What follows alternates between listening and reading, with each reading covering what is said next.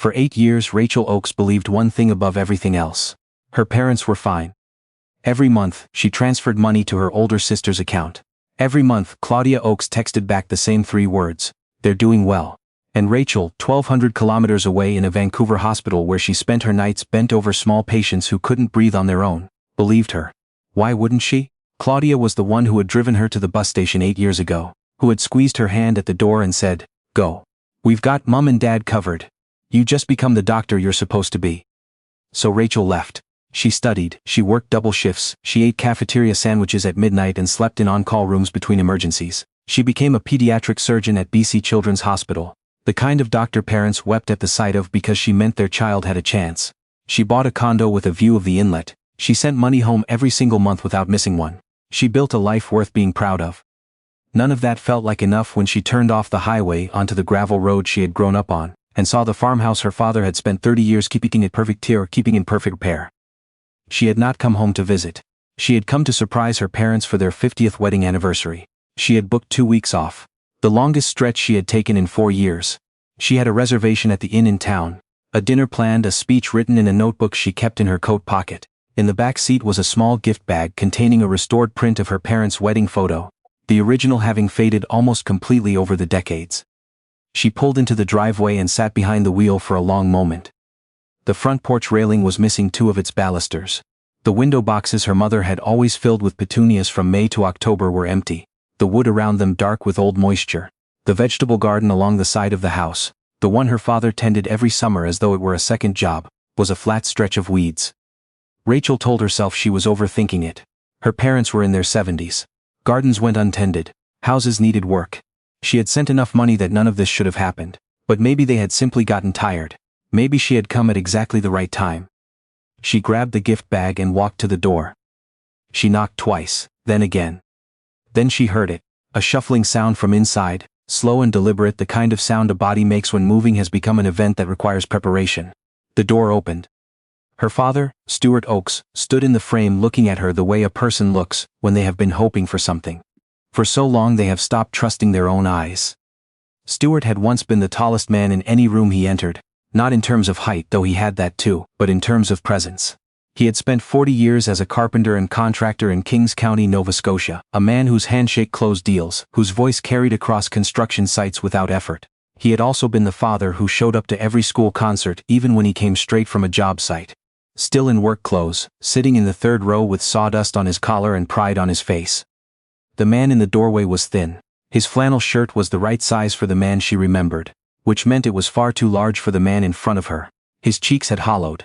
His hands, resting against the doorframe, were the same capable hands she had always known, but the knuckles looked swollen in a way she recognized from elderly patients.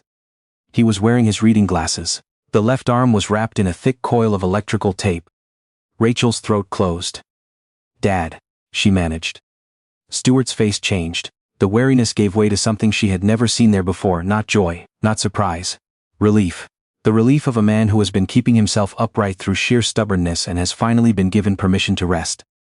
"Rack," he said, his voice rough and quiet, "you came." She stepped forward and put her arms around him, and she felt, under the loose flannel, how little was left of the man she carried in her memory. She held on a moment longer than she meant to, and when she stepped back, she kept one hand on his arm as they moved inside. The smell of the house hit her before her eyes adjusted to the light. Not the smell of her childhood. Beeswax and wood smoke and whatever her mother was baking. Something older, stiller. A combination of dust and cold radiator and the particular dampness of a house where no windows had been opened in months. The living room looked nearly the same. Nearly. The wingback chair her father had sat in every evening of her life was still by the window, but the fabric on the armrests had worn through to the foam underneath. A small space heater sat on the floor beside it. A long orange extension cord trailing across the room to a baseboard outlet. Not the wood stove. Not the gas fireplace they had installed when Rachel was in high school. A small orange space heater running in October in Nova Scotia. On the side table next to the chair, a library book, a half-full glass of water, and a small pill organizer, Monday through Sunday. Rachel's eyes stopped on it. She counted the sections visible from where she stood. Wednesday's compartment was empty. Thursday's held what looked like a single capsule. But it was Friday she could not look away from. There was a white tablet inside, broken unevenly in half. She looked at the half-tablet. She looked at the table. She looked at the nail scissors lying beside the pill organizer. Not medical scissors, just the small ones from any bathroom drawer, and understood. Her father was cutting his medication in half to make it last longer. The understanding entered her the way cold water enters a wound, slow then everywhere at once. Her mother, Donna Oakes, appeared from the kitchen doorway before Rachel had time to say anything. Donna had put on lipstick, probably in haste, in the minute between hearing the knock and coming to the living room. Her white hair was pinned neatly. She was wearing the blouse she saved for church. "My God," Donna said, and her voice broke on the first syllable, "my girl." Rachel crossed the room and held her, and her mother held back with a grip that had nothing comfortable in it. It was the grip of someone who has been holding a great deal together for a very long time and has suddenly found someone else's hands to share the weight. She smells the same. Rose hand cream and the faint clean scent of baking soda. For one moment Rachel pressed her face into her mother's shoulder, and wanted to be 11 years old again. Then she stepped back and looked at her mother's face. Donna smiled. It was the smile Rachel knew from every hard thing her family had ever moved through. The smile that said we're managing, even when managing was entirely the wrong word. They sat together at the low table, and Donna brought tea in 3 mismatched mugs. Rachel's had a chipped rim. The plate of arrowroot biscuits between them was the same one Donna had offered guests her entire adult life. They talked about Rachel's drive from Halifax, the October weather, whether the highway construction was finally finished. It was the most ordinary conversation Rachel had ever had, and it sat in the room like a lie. They were all agreeing to tell together, because the pill organizer was still on the side table, and the space heater was still running on its orange cord, and the wooden shelf her father had built into the wall, when Rachel was 7, was missing 3 things that should have been there. The silver anniversary clock, the carved duck decoy Stuart had bought at a craft fair in Wolfville the year Rachel started university, a small framed watercolor of the Bay of Fundy, just empty space and faint outlines in the dust where things used to stand. After a while Rachel said quietly, "I've been sending money home, every month. Did it reach you?" Her parents looked at each other. That look, just a fraction of a second, less than a breath, told Rachel everything before either of them spoke. Stuart set down his mug. Donna looked at her hands. "Claudia handles all of that," Donna said finally. "She said you had a lot of expenses, the loans from medical school. She said it took time for things to settle down." Rachel was very still. "I paid off my loans 6 years ago." Donna looked up. "I've had a full salary for 8 years, Rachel said. "I sent $1,000 a month for the first 4, then $1,500 after my promotion.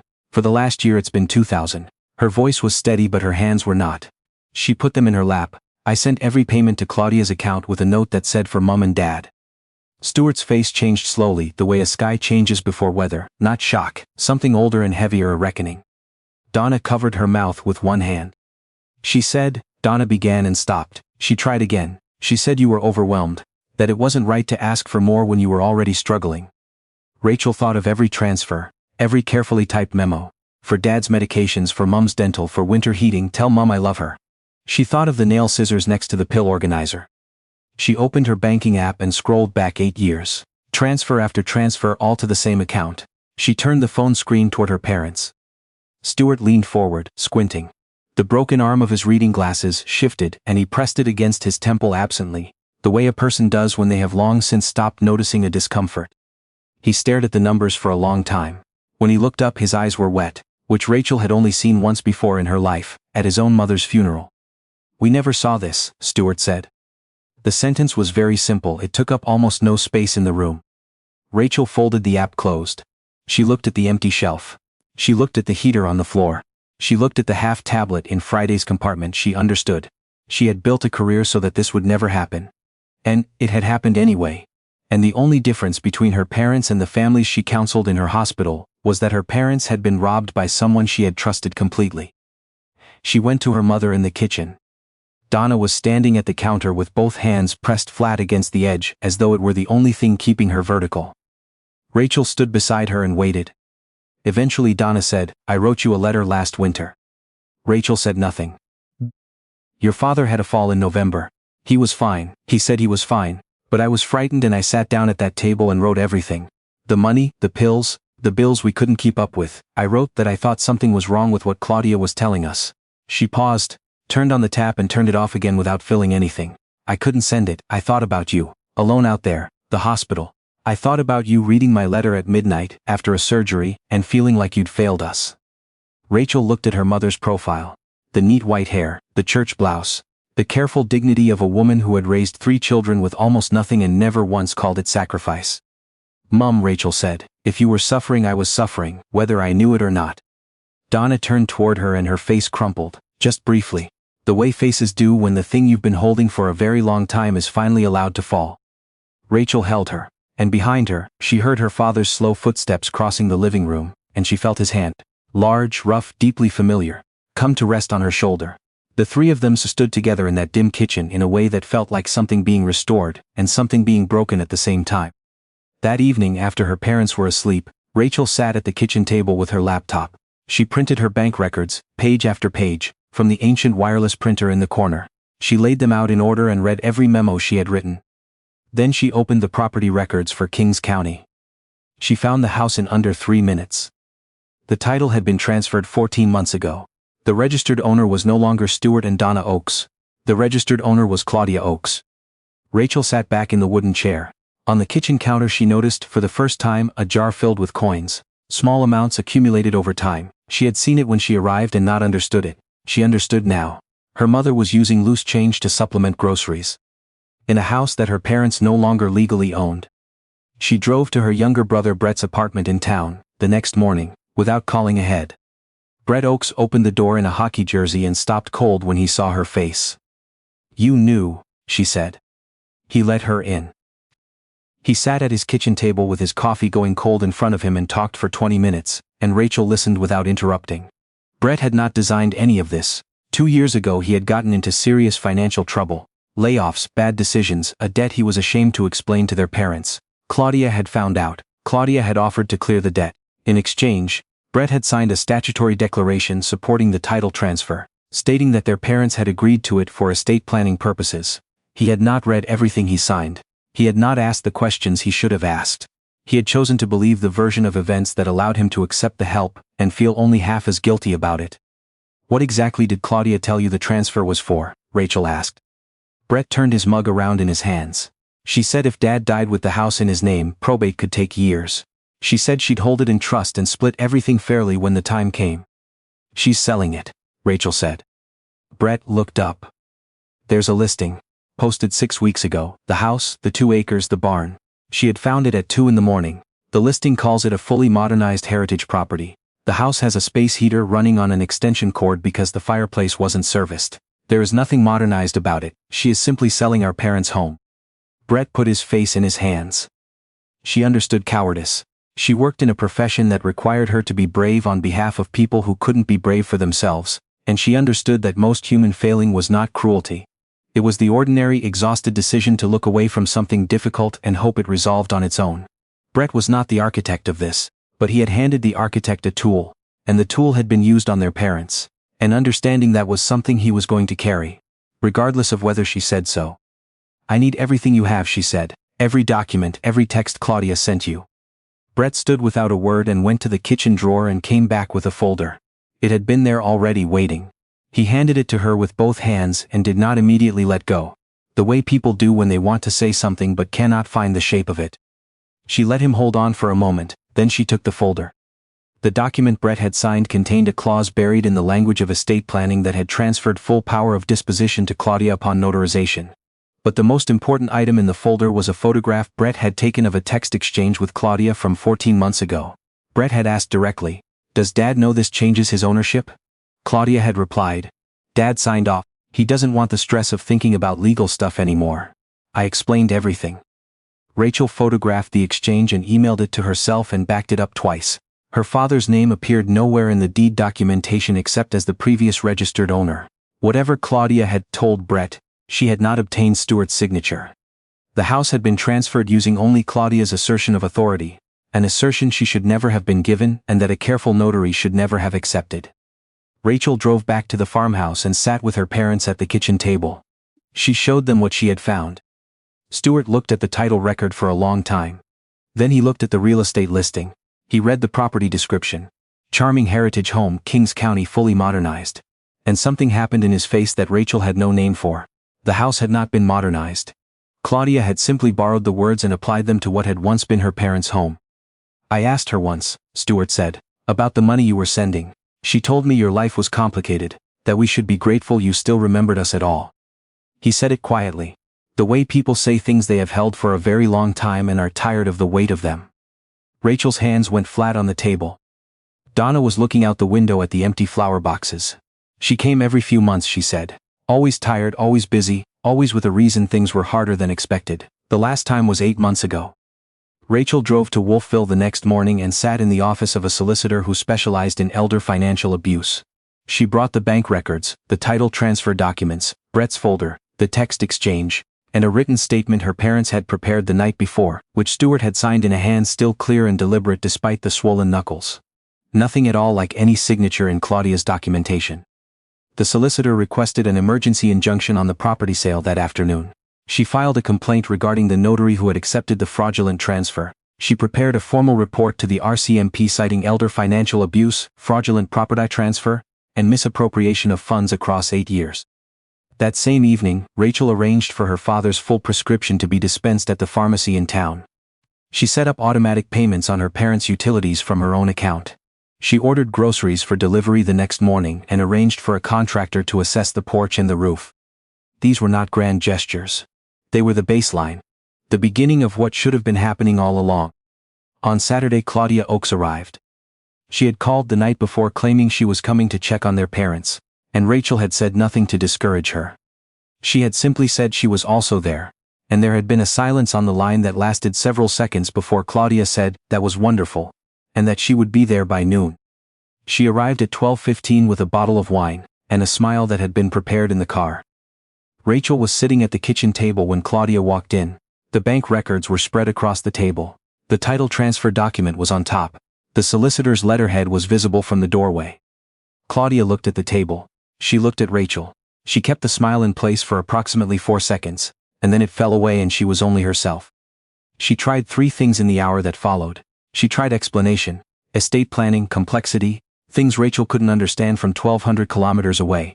She tried grievance, the years she had spent being present while Rachel built her career elsewhere, managing everything while getting no credit for it. Then she tried appeal, family forgiveness, the damage that legal proceedings would do to all of them. Rachel listened to all of it without speaking. Then Stuart spoke from the wingback chair. He did not raise his voice. He sat with the broken arm of his glasses held against his temple and said to Claudia, his oldest daughter, "A parent can bear a great deal, distance, silence, even being forgotten sometimes. But your mother's grocery money was in a jar on the counter, and you were posting photographs from the lake." Claudia had no answer for that. Brett came in the afternoon and gave his statement and handed over his original documents. He looked once at Claudia across the room, and then looked at his shoes and did not look up again. It was not forgiveness and it was not accusation.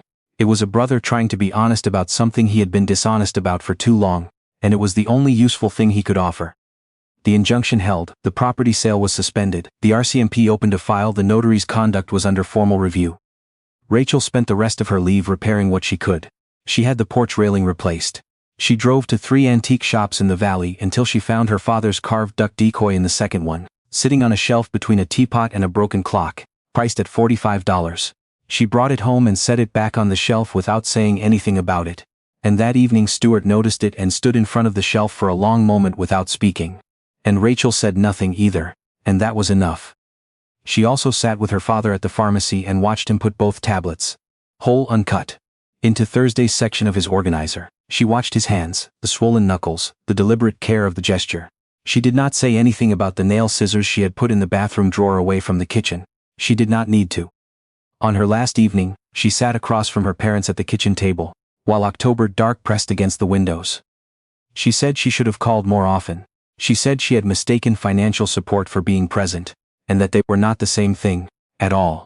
She said she had been so determined to make her career mean something for them, that she had let someone stand between her and the truth, and that was her failure alongside Claudia's, not separate from it. She said she was sorry. Her mother reached across the table, and covered her hand with both of her own. Her father looked at her the way he had looked at her, when she was 8 years old and had climbed a tree she wasn't supposed to climb and had gotten down safely, with the particular expression of a parent who has been frightened and is now relieved and is trying not to let the relief become pride, but failing at it. He said, "You're here now." And that was true. 1,200 kilometers away, there was a hospital where small patients needed her. There were surgeries and residents and 6 months of cases already on the schedule. There was a life she had built from almost nothing, and she was proud of it, and she was going back to it. But she was also going to fly home every 3 months. She was going to call on Sundays. She was going to be the person her parents could call without worrying that they were a burden. Because the worst lie her family had told, not Claudia's lie alone, but the larger one, the one they had all participated in by agreeing that love could be mailed in an envelope and left in someone else's hands, was the one that had cost the most. Love was not a wire transfer. She drove away on a Sunday morning with the farmhouse in her rearview mirror, the new porch railing straight and pale against the old wood, her mother's winter coat visible in the doorway, her father's arm around her mother's shoulders. The flower boxes were still empty, but she had left 3 bags of tulip bulbs on the kitchen table, with a note that said for spring, and she believed, for the first time in 8 years, that she would be there to see them come up.